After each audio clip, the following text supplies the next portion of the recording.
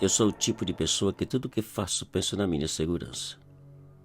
Compartilho minha localização com minha irmã e minha mãe, mantenho sempre alerta quando estou em público e tento não demorar depois de entrar no meu carro. No entanto, naquela noite eu vacilei e até hoje sofro as consequências do meu erro. Depois de um dia cansativo de trabalho, eu parei o meu carro no estacionamento vazio de um pequeno restaurante para comprar uma comida e levar para casa. Já passava das 23h30. O restaurante estava vazio e, com exceção de um rapaz e uma senhora, eu era a única pessoa no lugar. Eu pedi desculpas pela hora, afinal estava quase na hora de fecharem. Pedi o especial do dia e uma soda para levar e fiquei esperando. 15 ou 20 minutos depois, eu voltei para o carro com a comida que cheirava tão gostosa que não resisti. Tranquei as portas do carro, abri um pouco das duas janelas da frente para entrar um pouco da brisa que fazia, coloquei um vídeo para rodar no telefone e comecei a comer ali mesmo.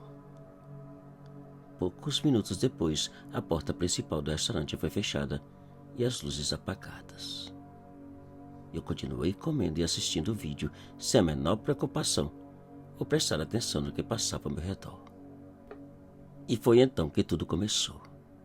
Para meu espanto, ao levantar os olhos do vídeo que assistia, vi que uma estranha senhora vestida totalmente de preto estava parada no escuro da calçada bem na frente do meu carro, me olhando e acenando. Eu coloquei o que restava da comida no banco ao lado, fechei as janelas por completo e fiquei olhando para a senhora que pouco a pouco foi aproximando. Deu uma volta ao redor do meu carro, parou uns 3 metros da minha janela e ficou apontando para o meu banco traseiro. Eu perguntei o que era e o que queria. E ela disse em voz baixa: "Baixe o vidro." Eu perguntei para quê, mas ela não respondeu. E outra vez pediu para eu baixar o vidro. Eu respondi que não e liguei o carro pensando em sair. E foi então que a senhora aproximou ainda mais da minha janela e disse: "Tem alguém no teu banco traseiro." Naquele instante minha boca secou e eu quase vomitei o que havia comido.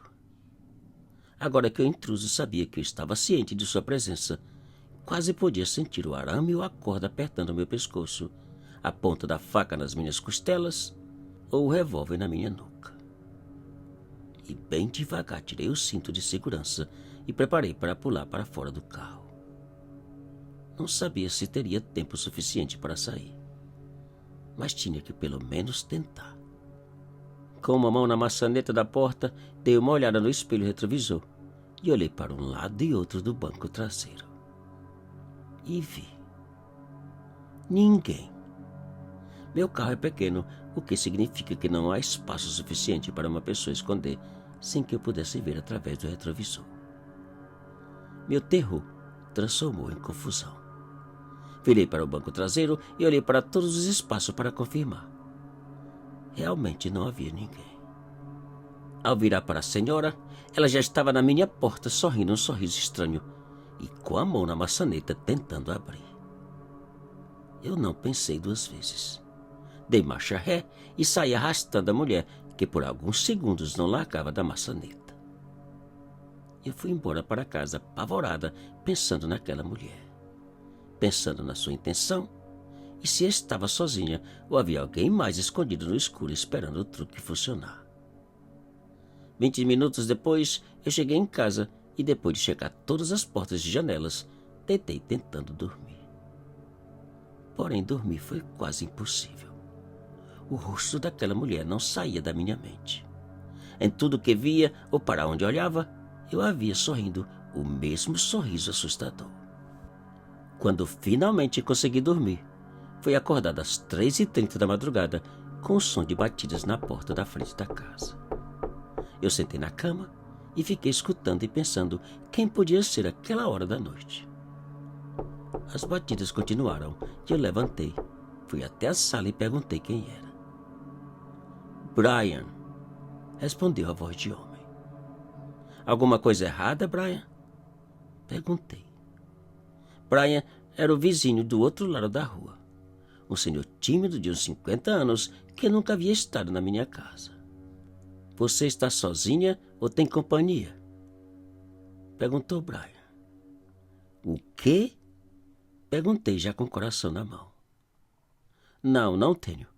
Por que pergunta? Respondi. Desculpa, mas é que meu cachorro teve que sair. E enquanto esperava por ele, pensei ter visto alguém na tua janela da frente. Alguém estranho que não parecia normal. Eu fiquei aterrorizado olhando para o escuro da minha casa e pensando se a mulher havia me seguido e agora estava ali esperando para atacar. Tremendo de tanto pavor, peguei na maçaneta para abrir a porta e saí correndo. Porém, para minha sorte, naquele momento eu lembrei de um detalhe que certamente salvou minha vida.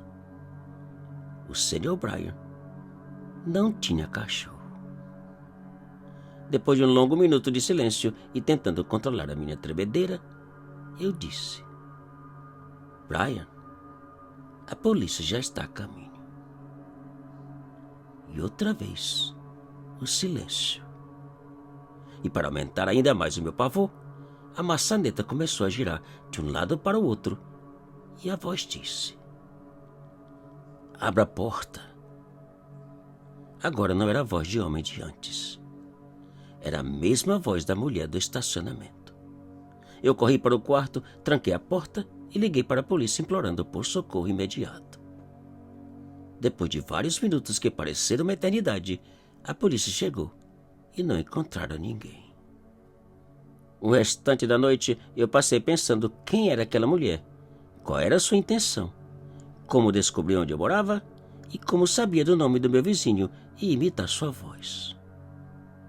Uma semana depois eu mudei para um apartamento em outro bairro, mas parece que nada adiantou. Pois poucas noites atrás, às 3 horas da madrugada,